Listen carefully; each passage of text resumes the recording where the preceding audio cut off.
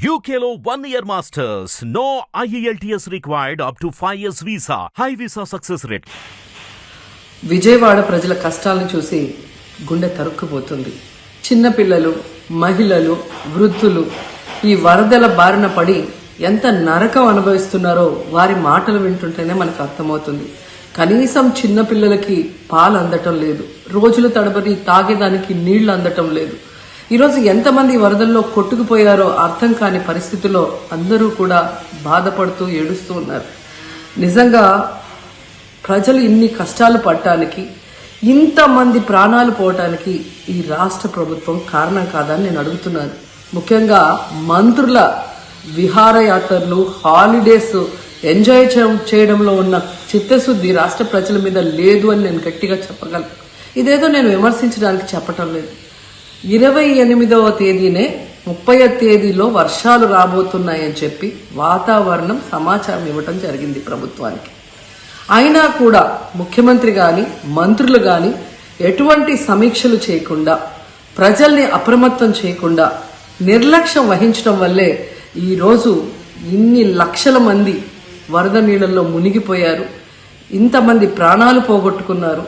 ఎంతమంది తిండి లేక, కరెంటు లేక, తాగునీళ్లు లేక, పసిబిడ్డలకి పాలు లేక ఎంత అవస్థలు పడుతున్నారో మనం అందరం కూడా గమనిస్తున్నాం.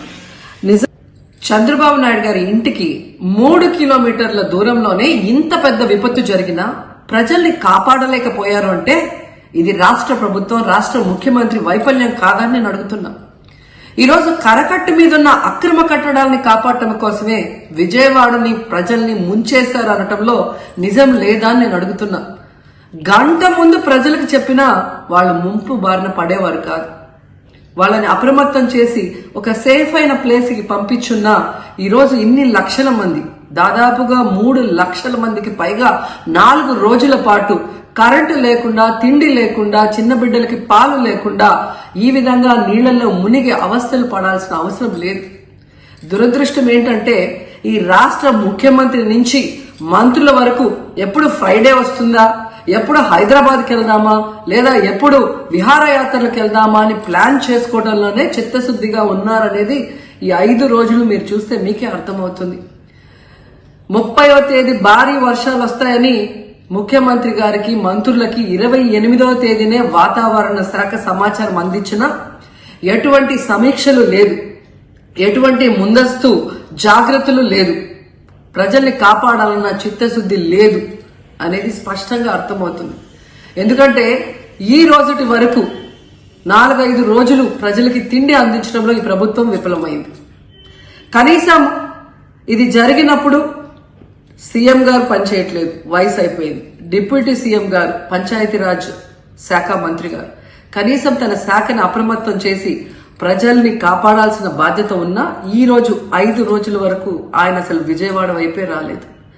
ఇక ఆ కాన్స్టిట్యున్సీ ఎమ్మెల్యే ప్లస్ రాష్ట్ర మంత్రి లోకేష్ గారు మొత్తం మునిగిపోయి మంగళగిరి, విజయవాడ అల్లల్లాడిపోతుంటే ఆయన హైదరాబాద్ లో ఎంజాయ్ చేస్తున్నారు. ఇక హోంమంత్రి గారు తెలిసిన సంగతే. ఇక మున్సిపల్ శాఖ మంత్రి నారాయణ గారు ఈరోజు విజయవాడని ముంచేసింది ఈ మున్సిపల్ శాఖ నిర్లక్ష్యం కాదని నేను అడుగుతున్నా. ప్రజల్ని సురక్షిత ప్రాంతాలకు తరలించే విధంగా ఈ నారాయణ గారు రివ్యూ చేయకపోవటం వల్ల ఈరోజు లక్షలాది మంది నీళ్లలో మునిగిపోయారు. వాళ్ళందరూ కూడా ప్రభుత్వం ఎప్పుడు కాపాడుతుందా అని ఎదురు చూస్తున్నారు, అయినా వీళ్ళకి పట్టింపు లేదు. ఇక రామానాయుడు గారు ఇరిగేషన్ మంత్రి, కనీసం ముందస్తు రివ్యూలు లేదు. కనీసం వరదలు వచ్చి ప్రజలు మునిగిపోతుంటే బోట్లను కూడా కొనుగోలు చేసో రెంట్కి తీసుకొని ఆ ప్రజల్ని తరలించే కార్యక్రమం ఆయన కూడా చేయలేదు. ఇక ఎప్పుడు వరదలు వచ్చినా, భారీ వర్షాలు వచ్చినా ముఖ్యమైన శాఖ రెవెన్యూ శాఖ, అనగాన సత్యప్రసాద్ గారు. ఈయన విహారయాత్రలో ఎంజాయ్ చేస్తున్నాడు. కనీసం పునరావాస కేంద్రాలు ఏర్పాటు చేయాలి, మరి ఆ ప్రజలకి పాలు, తిండి అన్ని అందించాల్సిన బాధ్యత ఉన్నా ఏం పట్టించుకోలేదు. సో ఈ విధంగా చంద్రబాబు నాయుడు గారి దగ్గర నుంచి మంత్రులంతా కూడా ప్రజల్ని గాలికి వదిలేసి ఎలా నిర్లక్ష్యం వహిస్తున్నారో చూడండి. ఇప్పటికైనా వాళ్ళు కళ్ళు తెరిచి ప్రజల్ని కాపాడండి అని చేతులెత్తి నమస్కరిస్తున్నా. గతంలో జగనన్న ఏ విధంగా వాలంటీర్ వ్యవస్థ ద్వారా, సచివాలయ వ్యవస్థ ద్వారా ప్రజలకి ఏం కావాలన్నా ఇమీడియట్ గా వాళ్ళకి అందుబాటులోకి తీసుకెళ్లటమే కాకుండా ఏదైనా ప్రకృతి వైపరీత్యం వచ్చినప్పుడు వెంటనే వాళ్ళని సురక్షితంగా కాపాడే విధంగా ఈ సచివాలయ వాలంటీర్ వ్యవస్థని ఉపయోగించుకోండి. జగనన్న మీద కక్షతో ఆ వ్యవస్థల్ని నాశనం చేయడం వల్లే ఈ రోజు ప్రజలకు ఎవరు ఏం అందించలేకపోతున్నారని తెలుసుకోండి. అండ్ ఈరోజు జగనన్న విజన్ ఉన్న నాయకుడు, ప్రజల్ని ప్రేమించే నాయకుడని మరోసారి రుజువు చేసుకున్నారు.